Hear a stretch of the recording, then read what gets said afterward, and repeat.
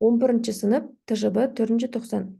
Кеттік. Ең бірінші бізде тыңдалым. Тыңдалым бойынша бізде экспертпен және жүргізушінің арасында ақылды үйлер туралы не болады? Conversation, яғни сөз талас болады. Ең бірінші сұрақта бізде smart fridges, яғни ақылды тоңазытқыштар бізде біздің диетамызды улучшать етуге көмектеседі. Си варианты бізде дұрыс болады. Себебі эксперт айтады. Егер де болашақта ақылды тоңазытқыштар ішінде тұрған продуктылармен бірге сізге қандай пайдалы тамақ түрін жасауға болады, соны сізге айтып береді дейді.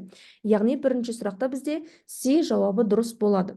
Келесі екінші сұрақ. Smart fridges can also, сонымен қатар ақылды тоңазытқыштар не жасай алады? Олар біздің магазинге баруымызды қажет етпейтін болады. Яғни ақылды тоңазытқыштар болашақта ішінде қалған продуктыларды қарап, не жетіспейді, соны автоматты түрде магазиндерге списогін жібереді дейді. Яғни сіз уже магазинге бармасаңыз да болады дейді. Келесі үшінші сұрақ. To control cameras, lights and heating in a smart home, яғни смартты үйлерде, ақылды үйлерде жарықты, жылуды біз не істейміз дейді, қай жақта болмасақ та басқара аламыз дейді. Получается, біздің үйде болмасақ та басқа жерде жүріп телефон арқылы жарықты сөндіріп қосу, жылуды сөндіріп қосу деген секілді нәрселерді біз не істей аламыз? Қашықтықтан жасай аламыз дейді. Келесі төртінші сұрақ. The first smart houses appeared few years ago. Яғни бұл жерде бізде Билл Гейтс туралы айтады. Эксперт Билл Гейтс осыдан бірнеше жыл бұрын осы смартты үйді жасап, сол үйде тұрды дейді. Келесі soon vacuum cleaners, яғни шаң сорғыштар жақында дейді. Не дейді? Will not need humans to operate them. Яғни адамдарды настраивать ету, яғни қосып өшіруін қажет етпейді дейді болашақта. Себебі қазір біз, например, шаң сорғыштарды телефоннан қоса аламыз. Алыста жүрсек те телефоннан қоса аламыз, бірақ болашақта дейді шаң сорғыштар уже үйдің ластанып кетуін өздері автоматты түрде қарап, автоматты түрде жинап тұрады дейді. Өздігінен өшіп қосылады дейді. Яғни адамдар уже оны басқармаса да болады дейді. Келесі, the expert says that we could do more if we lived in smart homes. Яғни эксперттің айтуы бойынша айтады. Біз егер де смартты үйлерде тұратын болсақ, ақылды үйлерде тұратын болсақ, онда біз жүгірумен, жүрумен, серуендеумен, басқа да жұмыстармен, яғни айналысуға уақытымыз көп болады деп бізде эксперт айтады екен. Келесі бізде оқылым бізде қазақтардың ұлттық киімдері туралы. Бізде сіздермен мына жақта сұрақтар берілген, яғни сол сұрақтарға біз жауапты қазір текстен іздеп табатын боламыз. Ең бірінші сұрақта айтады, what does the traditional clothing in Kazakhstan reflect дейді. Яғни жалпы текстпен жұмыс жасаған кезде ең алғашқы сұрақ бізде алғашқы сөйлемдердің қатарынан болады. Бізде алғашқы сұрақтың жауабы мына жақта тұрады. Reflect their nomadic way of life. Яғни бізде осы сөйлемді не істеп аласыздар? Жазып аласыздар. Ancient people's nomadic way of life деп жазсаңыздар болады. Мына жаққа жазып қояйық, Ancient people's nomadic way of life деп жауап бересіздер. Кеттік. Келесі, what have you learned about the шапан? Шапан туралы сіз не үйрендіңіз дейді. Текстен іздеп табамыз. Так. Вот, бізде айтады, for a traditional Kazakh man, the шапан was a wardrobe essential. Яғни ең қажетті киімдердің бірі болды дейді гардеробта. Вот, бізде мына сөйлем жауабы болады. Шапанның ол қандай киім екенін, осы сөйлемде бізде белгілеп берген.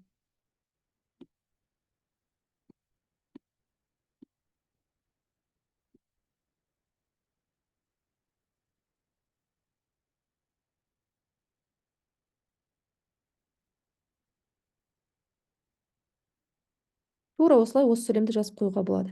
How would you describe шапанс for special occasions? Яғни арнайы бір туған күн, мерейлерде шапанды қалай киіледі дейді. Вот осы сөйлемді жазып алсаңыздар болады. Немесе мына decorated with spectacular golden embroidery деген сөз жазып алсаңыздар болады. Вышивка, embroidery дегеніміз. Яғни алтын вышивкалармен жасалады. Яғни осындай туған күн, мерейлерде киілетін шапандар осындай нелерден жасалатын болған. Алтын вышивкалардан жасалатын болған. Так, мынаны бүйтіп белгілеп қояйық. Келесі сұрақ. What did the type of headdress reveal about a Kazakh woman? Яғни, басқа киетін киімнің, әйелдердің несін білдіретін еді дейді олар. Қазір қараймыз текстің ішінен. Вот. For the Kazakh woman, one of the most important pieces of clothing was the headdress. And in the past, there used to be huge variety to choose them. In fact, shows the outside world, мына сөйлем жазасыздар, as well as the age, яғни оның сыртқы, яғни сырттағы адамдар біздің бас киімімізге қарап, нені түсінетін еді, біздің жасымызды, отбасылық, яғни бақуатты тұрамыз ба, қаншалықты бақуатты тұрамыз деген секілді сол нәрселерге не істейтін еді, көрсете алатын еді дейді. Осы сөйлемді осы жерге жазып шығасыздар.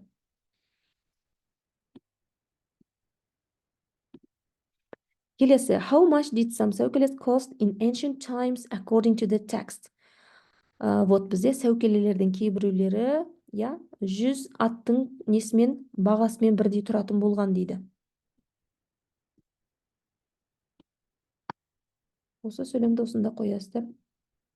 Келесі сөйлемде сұрақта бізде не сұрайды? What is unique about the design of some traditional Kazakh footwear apart from the pointy turned up toes дейді.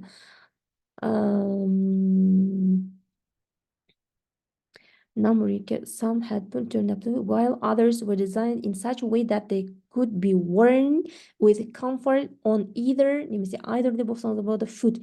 Яғни, кейбір қазақтардың аяқ киімдері солай жасалатын дейді, что олар не істей алады деді, екі аяққа да кие алатын, яғни оңды солмен, солды оңмен ауыстырып кие беретін. Ойбай. Кие беруге мүмкіндік беретін дейді.